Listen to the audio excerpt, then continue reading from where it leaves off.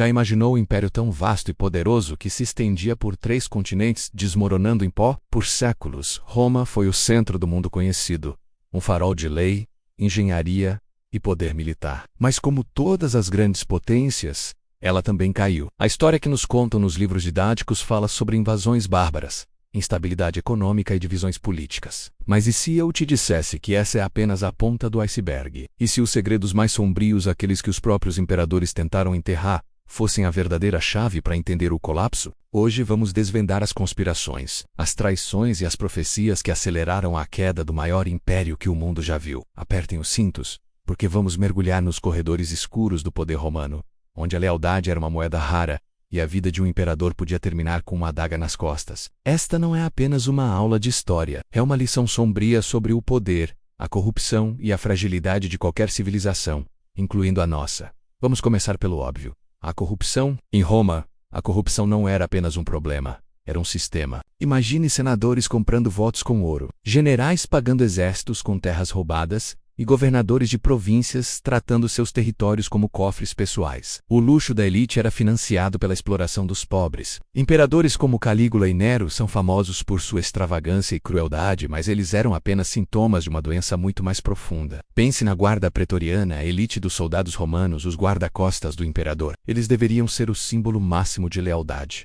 Mas na realidade se tornaram os maiores leiloeiros do poder em Roma. Em 193 d.C., conhecido como o Ano dos 5 Imperadores, a guarda pretoriana assassinou o imperador Pertinax e, literalmente, leiloou o trono para o lance mais alto. Didius Julianus comprou o império, mas seu reinado durou apenas 66 dias antes de ser executado. Quando seus próprios protetores estão dispostos a vender sua vida por dinheiro, como um império pode sobreviver? Essa corrupção sistêmica minou a confiança do povo no governo. As leis tornaram-se irrelevantes, a justiça era para quem podia pagar, e a população, cada vez mais empobrecida e sobrecarregada com impostos, perdeu qualquer senso de patriotismo ou dever cívico.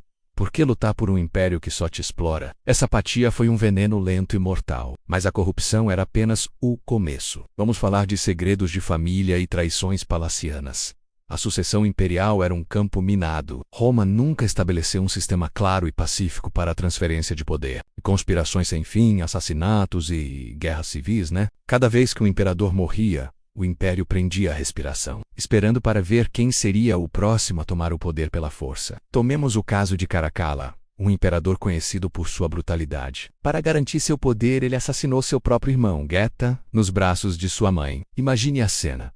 2 co-imperadores irmãos, e um deles mata o outro para reinar sozinho. Ele então ordenou a execução de 20.000 seguidores de Geta para apagar qualquer oposição. Esse tipo de violência no coração do poder criava um ciclo de medo e vingança. Generais nas fronteiras, vendo a instabilidade em Roma, pensavam: se ele pode tomar o poder com uma espada, por que eu não posso? E assim, o império se fragmentava em guerras civis constantes. E não eram apenas homens. As mulheres da família imperial também eram jogadoras poderosas neste jogo de tronos. Lívia, a esposa do primeiro imperador Augusto, foi acusada por historiadores antigos de envenenar todos os seus rivais, incluindo os próprios netos de Augusto, para garantir que seu filho, Tibério, herdasse o trono. Verdade ou boato, isso mostra a atmosfera de paranoia que reinava. Ninguém estava seguro, nem mesmo o imperador em seu próprio palácio, com sua própria família. Além das traições humanas, havia algo mais sinistro no ar: profecias e superstições. Os romanos eram um povo profundamente supersticioso. Eles acreditavam em presságios, oráculos e maldições. E quando o império começou a enfraquecer, a busca por explicações sobrenaturais se intensificou. Uma das lendas mais famosas é a dos 12 abutres. Segundo a mitologia, o fundador de Roma, Rômulo, viu 12 abutres como um sinal dos deuses de que Roma duraria 12 séculos. Quando o século XII se aproximava, no ano de 476, o pânico se espalhou. Muitos acreditavam que o fim estava predestinado.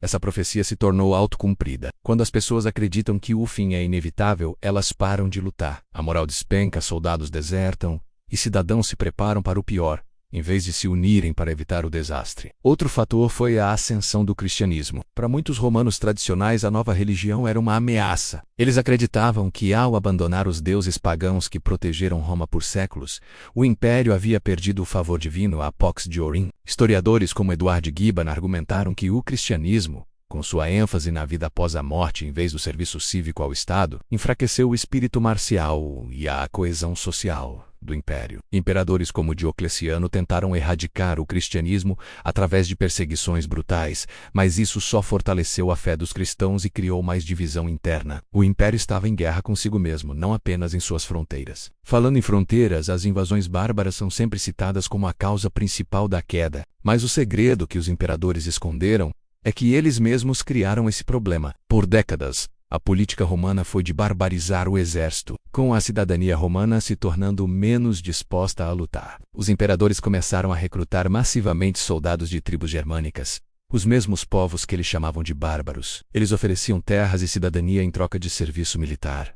No papel, parecia uma boa ideia. Esses soldados não tinham lealdade a Roma, mas sim aos seus próprios generais e tribos. Exércitos inteiros eram compostos por godos, francos e vândalos. Quando os pagamentos atrasavam ou os tratados eram quebrados, o que acontecia com frequência devido à corrupção, esses exércitos se voltavam contra o próprio império que deveriam proteger. O saque de Roma em 410 pelos visigodos de Alarico foi um choque monumental.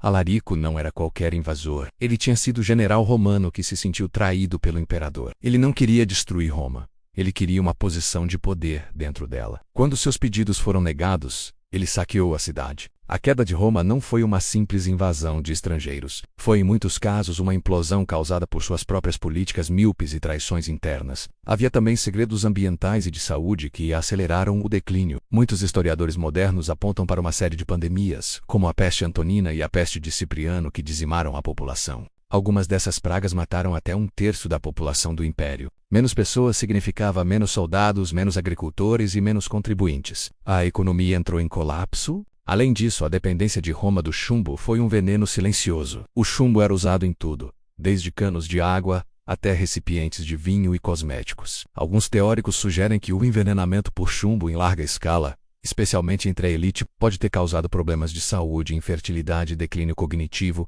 afetando a capacidade dos líderes de governar eficazmente. Embora seja uma teoria controversa, ela nos lembra que inimigos invisíveis, como doenças e toxinas ambientais, podem ser tão destrutivos quanto exércitos invasores. Então, quando juntamos todas as peças, a imagem que emerge é muito mais complexa e sombria. A queda de Roma não foi um evento único, mas um processo longo e doloroso, alimentado por uma tempestade perfeita de fatores. Corrupção interna que apodreceu a alma do império, traições palacianas que transformaram a política em um banho de sangue, profecias e crises de fé que destruíram a moral coletiva, políticas militares suicidas que armaram seus próprios inimigos, e finalmente desastres ambientais e de saúde que enfraqueceram o império de dentro para fora. Os imperadores sabiam disso. Eles viram as rachaduras nas fundações, mas em vez de consertá-las, eles tentaram esconder, maquiar e reprimir a verdade, focando apenas em manter seu próprio poder a curto prazo. Eles selaram esses segredos com sangue e ouro. Mas a história sempre revela a verdade. A lição da queda de Roma ecoa até hoje. Ela nos mostra que nenhum império, não importa quão poderoso, é eterno. E que as maiores ameaças muitas vezes não vêm de fora, mas de dentro.